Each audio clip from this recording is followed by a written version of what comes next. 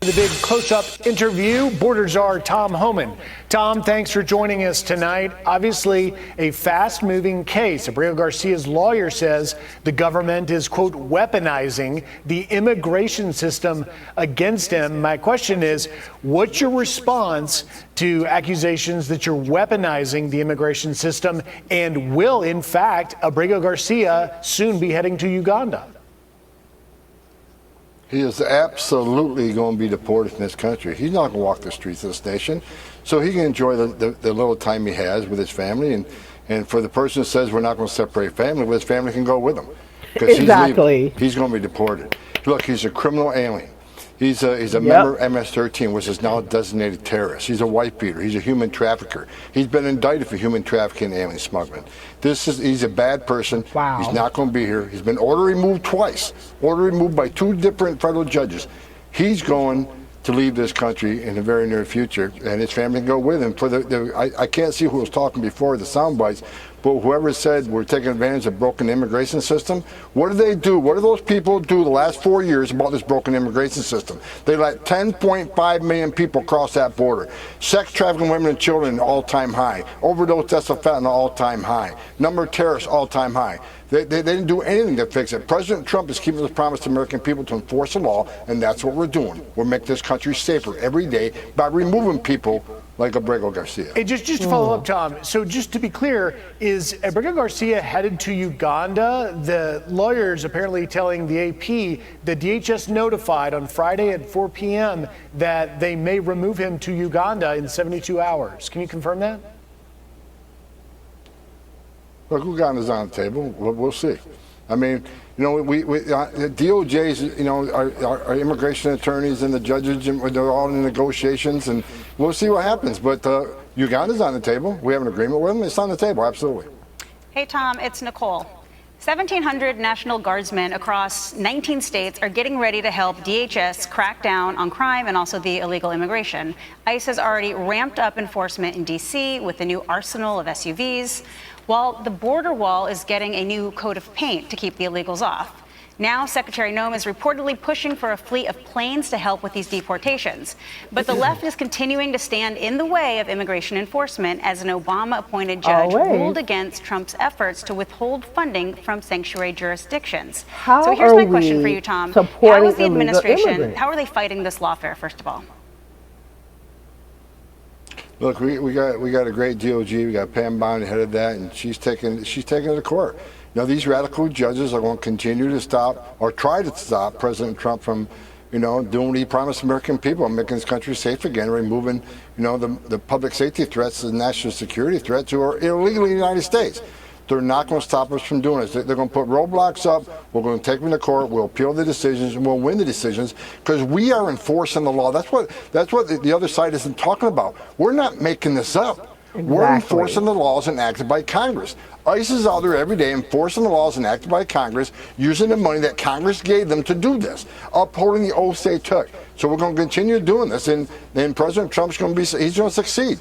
We're going to have the safest nation we've ever seen by the time his presidency ends. We are arresting thousands of public safety threats and national security threats every week across this country, and by spreading the National Guard, helping DHS on the streets, it's going to happen that much quicker. Real quick, Tom.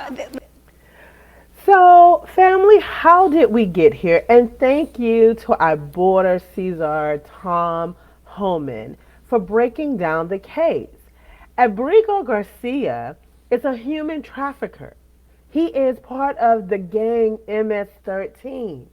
He's a domestic abuser and a smuggler. He has already been deported twice by federal judges, yet somehow he comes back again to the U.S. So it's clear he needs to be deported. He is not a good citizen. He is an illegal immigrant who entered the country illegally.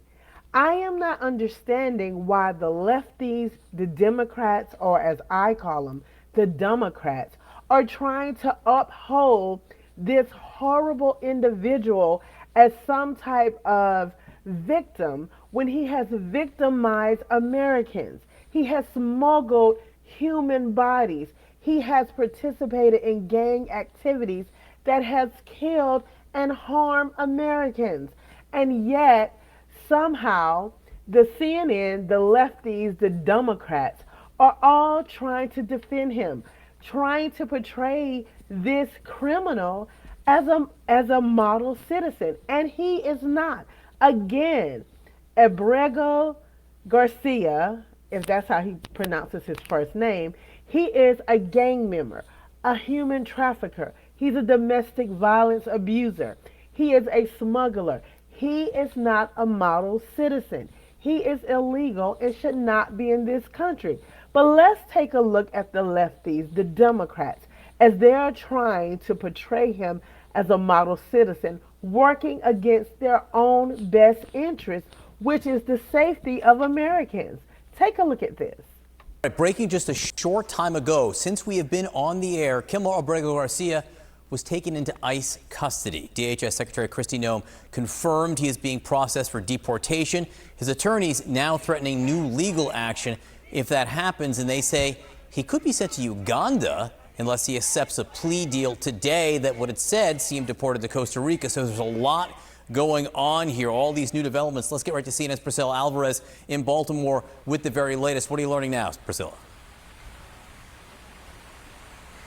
Well, John, there have been multiple developments within the span of 2 hours. It wasn't that long ago that Kilmar Abrego Garcia was standing right behind me along with his wife as he was thanking organizers and his family before going into that federal building behind me to check in with Immigration and Customs Enforcement. But then only 45 minutes later is when we learned from his attorney that he was taken into ICE custody shortly after entering the building. And here's what his attorney had to say. If they want to deport him to any other country, they need to go through that exact same process. Unless and until they have gone through that process, they do not have the right to put him on an airplane. And that's what we're going to be asking the district court to ensure, that he is not put on any flight to any country whatsoever, whether it's Uganda, South Sudan, what have you, unless and until he has had a full and fair trial. This is insane. Now, the big question here, John, is where he is going to be deported. That is exactly what his attorney was talking about there. Previously, the administration had offered a plea deal that if he were to plead to 2 federal charges and carry out his criminal sentence here in the United States, that he'd be deported to Costa Rica. But if not, the Trump administration would deport him to Uganda, a country with which he has no ties to. That has been something the administration has leaned on often, the removals to third countries. But the attorney said that Kilmar Abrego Garcia is okay with being deported to Costa Rica. The question is, will the administration do it if the plea deal is not accepted, which we know from his other attorneys that it has not been accepted. So there is still a process yet to unfold here. And it is in part because of a federal judge earlier this summer that said deported. that Abrego Garcia and his He's an attorneys had to be illegal notified immigrant. at least 72 hours prior to removal where he'd be removed so that his attorneys can have the opportunity to contest that removal. And that is the process that we'll be looking out for here. His attorney also saying that filed a new lawsuit contesting again his deportation and his detainment because his attorney stands by the fact that there is no reason for which he should be detained right now. He was already under monitoring.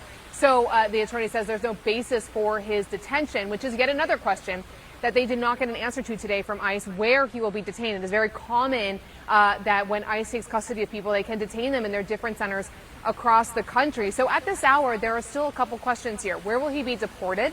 And also, where will he be detained until that deportation? This, again, has been a dramatic legal saga that has gone for months now, starting with his deportation, his wrongful one to El Salvador earlier this year. Now, again, as I mentioned, Abrego Garcia did speak to the crowd earlier this morning, where he thanked his family, and this is what he had to say. Oh my God. Me reuní con mi familia. Brothers and sisters, my name is Kilmar Abrego Garcia, and I want you to remember this. Criminal. Remember that I am free, and I was able to be reunited with my family. This is horrible. Like, now, again, this is his horrible. fate and his future is This is still not uncertain America. at this hour. But the fact that we do know is that he is in custody in the building behind me here in. So here's the bottom line.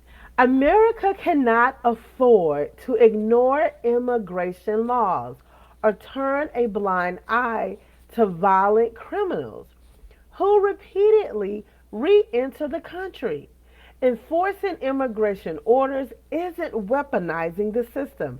It's fulfilling the government's basic responsibility to protect its citizens, whether it's deporting repeat offenders like Abrego Garcia, strengthening border patrol infrastructure, or taking sanctuary cities to court. Homan insists this administration is committed to making America safer. The debate over immigration isn't going anywhere, but one thing is certain: ignoring the laws has never been a solution. The system may be slightly broken, but strong enforcement like ICE is the first step towards fixing it. So family, let's get the discussion going. Leave a comment in the comment section and let me know what you think about this issue. Again, thanks for watching. Don't forget to like, share, and subscribe, and hit the notification bell to receive immediate updates to the next video. And remember, remain curious and stay bold. Have a good evening, and I'll see you in the next video.